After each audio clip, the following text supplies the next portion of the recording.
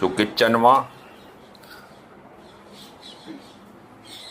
મેઘધનુષ્ય જોવા માટે પણ આ રેઇનબો જોવા માટે મેઘધનુષ્ય નહીં પણ રેઇનબો, કારણ કે વરસાદ નથી, વરસાદ વિના થયેલી આ ઘટના છે એટલે આપણે એને રેઇનબો કહીશું.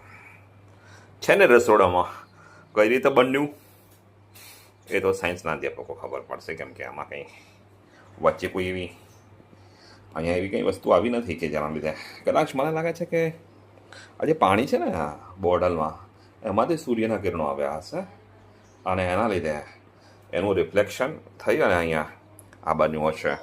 આ જે રસોડું છે ને કિચન, આ રસોડામાં આ એક દુર્લભ ઘટના, નેચરલ ઘટનામાં, એટલે કે દરરોજ આવું થતું હશે, કદાચ દરરોજ બી આવું બનતું હોઈ શકે. આજે ધ્યાનમાં આવ્યું આ સરસ મજાનું કલરફુલ એકદમ, તમે જો ને એકદમ કેટલું મસ્ત છે ને.